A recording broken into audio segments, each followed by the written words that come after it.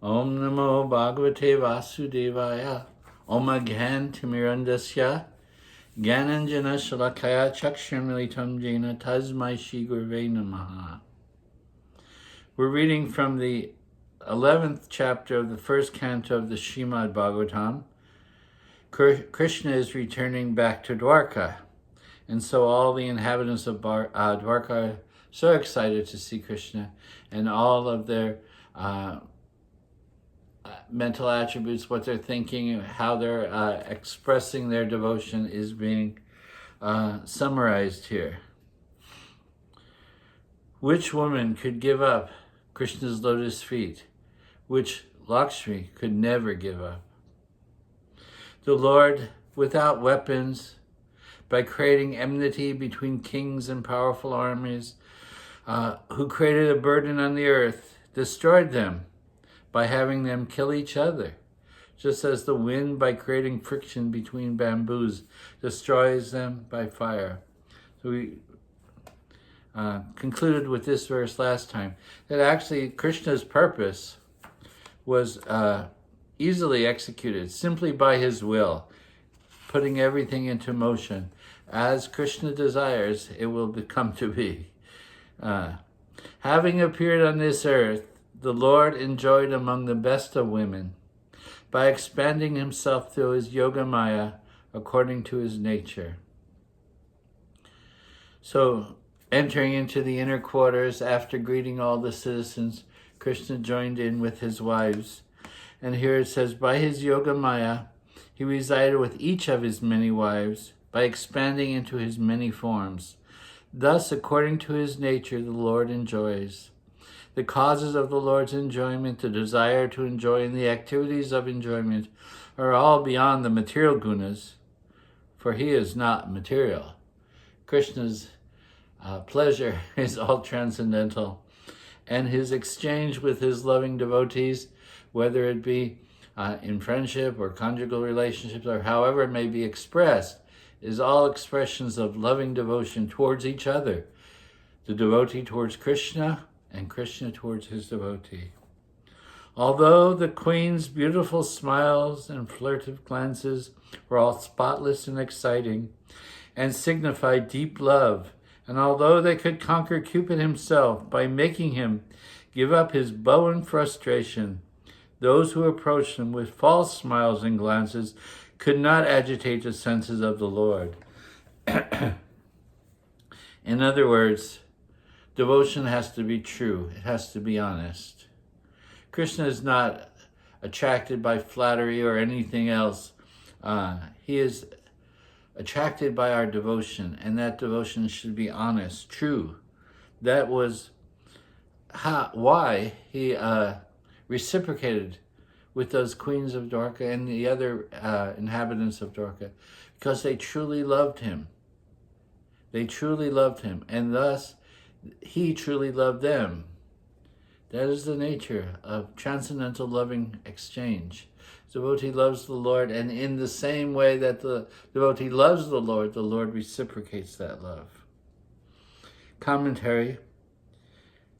How can Krishna be beyond matter when he enjoys sense objects with his senses? This may be a thought that arises in the mind. It seems like the same thing we see within this material world. So how is it that Krishna is beyond matter? Seems like he's enjoying with the women just as men desire to enjoy with the women, or the women desire to enjoy with men. But this is all transcendental. With their pure, beautiful smiles, Amala Bhalgukash, and bashful glances, Vidavalok, indicating deep prema, and that's the significance here. Deep prema, Udamabhav, which was directed towards Krishna, which arose from their own natural love. They defeated Cupid. Cupid first considered, hey, they're glancing at their beloved Krishna with desire without even being struck by my arrows. Cupid is the emblem of lust within this material world. Strikes the arrow of lust within the heart. If man becomes attracted to a woman and woman becomes attracted by the man, for whatever reason, their smiles, their muscles, their whatever, their sense of humor.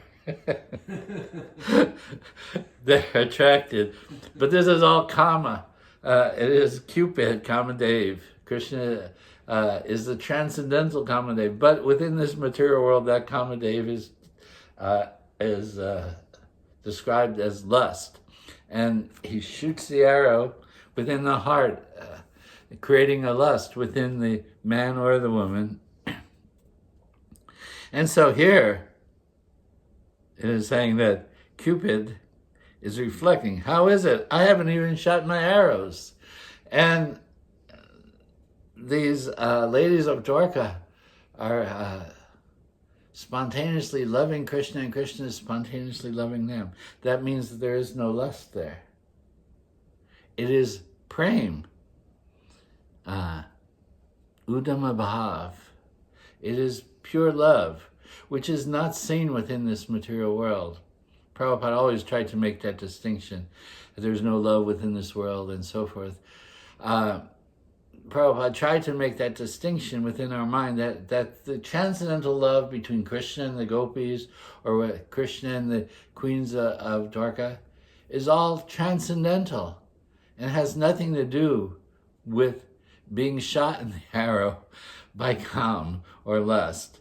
It is purely spiritual, a sentiment that is not experienced within the material world. We may experiencing some degrees of love, which rises out of attachment for varying reasons and so forth. But genuine love is not seen within this material world. Gradually, within the heart of the devotee, it begins to manifest like the lotus blooming fully.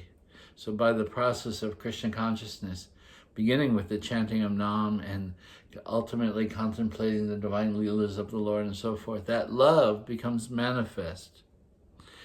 So here it shows that that Cupid, he's bewildered. How is this? I haven't even shot my arrow.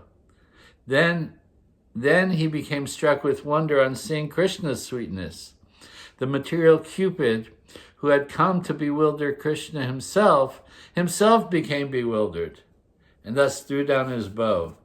And then, the story goes on that, I've come here to bewilder Krishna with my bow, like I do all material souls within this world. But I am bewildered by seeing his beauty. I can't even hold on to my bow anymore. In other words, even he, Cupid himself, drops his bow of lust and manifests genuine love towards Krishna. So he threw down his bow in the presence of their arched bow-like eyebrows and the arrows of their bashful glances. What is the use of my bow and arrows? So here he reflects. I've come with my bow and arrow as Cupid, the instigator of love or lust. But here I am bewildered by the beauty of Krishna. And look, the arched-browed eyebrows and arrows of their bashful glances is charming Krishna. Has nothing to do with my bow and arrow. Though they were the best of women, they could not disturb his senses with their beautiful smiles and glances endowed with deception to bring him under control. Again, the point is being that it is pure love that attracts Krishna, not any artificial or deceptive love. However, if those glances were endowed with prema, then they could disturb his senses. Those glances that were endowed with prema attracted the heart of Krishna. That is what conquers Krishna. Krishna is conquered by love alone. And therefore we honor the emblems of that love, Srimati Radharani being the pinnacle of all divine love. Therefore we desire to become the follower of Srimati Radharani because she exemplifies pure love towards Krishna. Therefore we want to become Radha Dasyam, or Das Das Anudas, the servants of the servants of the servants of Radharani, like that. They could not disturb his senses, only those glances which were endowed with prema, because they did possess that proper type of love, their glances and their smiles were certainly endowed with prema, though it was conjugal prema. It was in that particular mood. That is bhav. That is a particular mood. That is the mood of the wives. That is the mood of the gopis. It is a conjugal prema. They are described in the verse as having prema, bhav pishuna, and others are described as having deception, kuakai, meaning that they could not attract him, who have deception. They are not purely looking towards Krishna out of love, but out of self-desire. When there is self-desire, one cannot actually express love. One has to become free from selfish desire to actually be able to express love. So these queens, or the gopis of Braj, they have no selfish desire. Their only desire is pleasure of Krishna, not self-pleasure, how I will feel happiness when I'm with Krishna, not like that. That is something like we may see in Kubja. When Krishna goes to Mathura, we see that in Kubja. And Krishna will sometimes reciprocate that a little bit. But the highest form of prema is free from any sort of selfish desire. In the first case, though, the Lord is under the control of his wives. But the Lord is still beyond Prakriti and the gunas of matter, because he is under the control of prema, which is the function of the Chit Shakti, not the material Maya Shakti. And because their glances and smiles are composed of prema, the love that appears in them and the pastimes of love that arise from that love are all spiritual. This is from the purport, which we're reading from Visvanatha Cakravarti Thakur. Here he is expressing what is pure prema.